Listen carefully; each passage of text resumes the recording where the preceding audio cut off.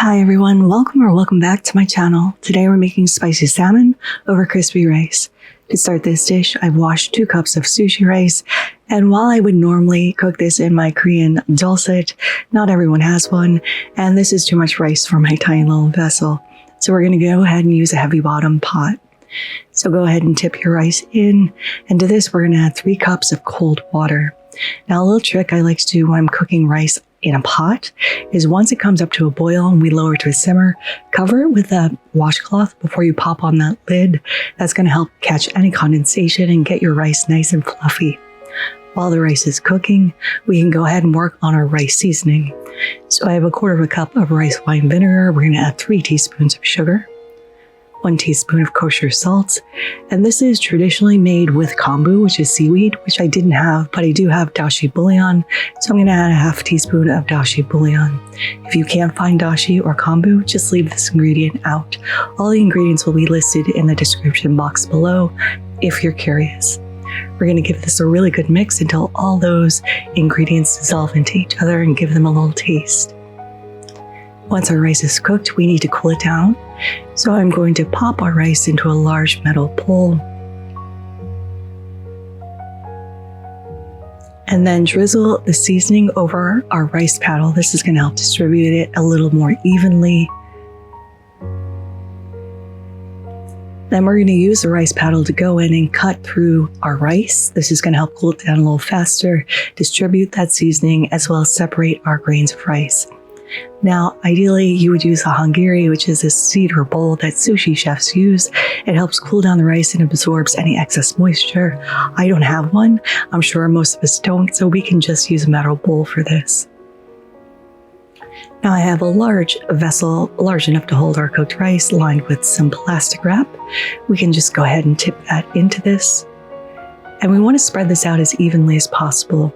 We are going to cut this into rice cakes. So we want a pretty even layer. This is a very sticky rice, so I'm going in with a stiff spatula. If you want to do this with your hands, just wet your hands with a little water so it doesn't stick. Then we're going to wrap this up and pop this in the fridge for a minimum of 8 hours up to overnight.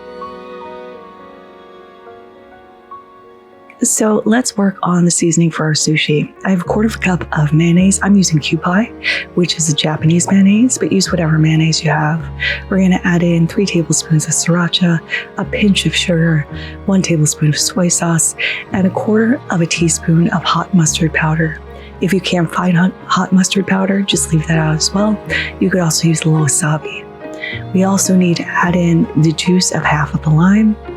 So just giving that a little roll to release those juices, and then just squeezing that into our spicy salmon sauce.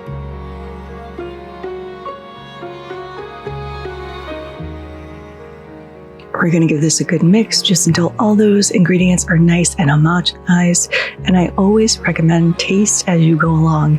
You want to know what you're making. For the salmon, I have 2 8-ounce pieces of sashimi grade salmon loin.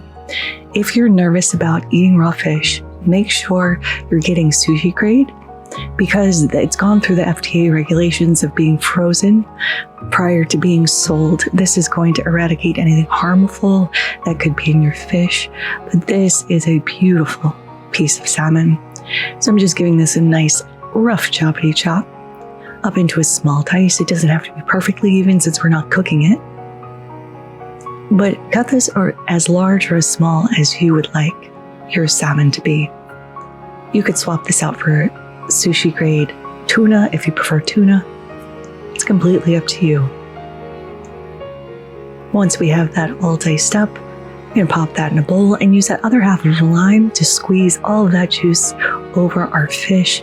This is going to start firming up the fish, much like when you're making ceviche.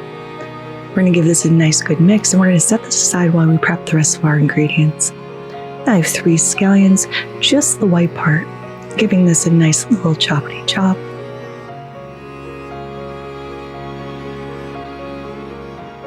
I don't know why I decided to film the entire chopping process, but there you have it.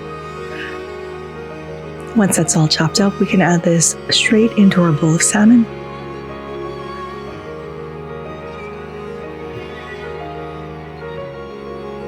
And now we can add our sauce. I'm going to add most of this, but I'm going to reserve a little on the side so I can drizzle it over the top once we start to plate. We're going to give this a nice good mix to make sure all that salmon is coated in our spicy, delicious sauce. And once that's done, we can pop that in the fridge until we're ready to plate.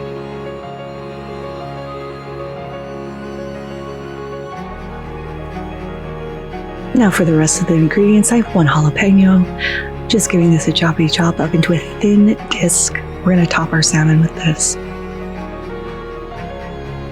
We're also going to do a layer of avocado, so I just have 1 whole avocado in this bowl. We're going to squeeze in, well, first we're going to add in half of a teaspoon of sesame oil and a pinch of salt. Then we can squeeze in half the lime. This is just going to keep it from browning and also add a little freshness. And we're making pretty much an Asian guacamole here. I started to do this with a spoon for some reason and realized I was working harder and not smarter, so I grabbed a fork. And once we have that all mashed up, we can set this aside while we prep our rice cakes.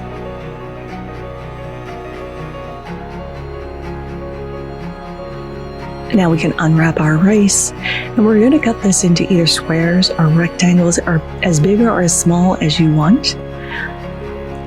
I did not wet my knife in between cutting, which you should do. It keeps that rice from sticking to your knife. But I'm impatient, and I just forged ahead. Meanwhile, on the stove, I have about 1 inch of vegetable oil heating up in a saucepan.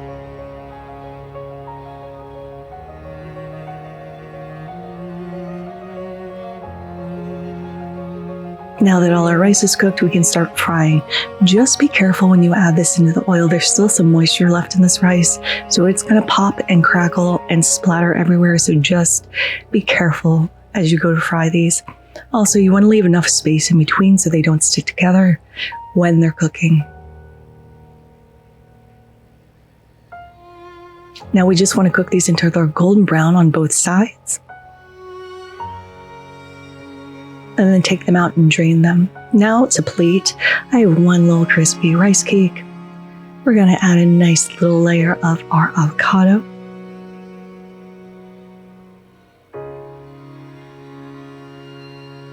Topping that with our spicy salmon. And I found wasabi microgreens, which if you don't have them, that's fine. I just thought they would add a nice little bite to this. Adding a disc of jalapeno. We're going to drizzle with a little of our leftover spicy mayo, and then sprinkle a little black sesame on top. And now let's go ahead and give these a taste. The rice is crispy on the outside and almost creamy on the inside. You can taste that seasoning running throughout the rice. Avocado adds a coolness and a creaminess to this little bite. The salmon is perfect, spicy, fresh and delicious. You get a pop of spice from the jalapeno and a little crunch from those microgreens. This is wonderful, satisfying, and the perfect way to welcome in spring. But there it is, spicy salmon with crispy rice. I hope you'll try to make this. Thank you so much for watching. If you like this video, give it a like. If you loved it, subscribe and hit that notification bell because I put out new videos every Thursday. Thank you again, and until next time, happy cooking. This is going to be a joy to clean. Oil on every single surface of the stove.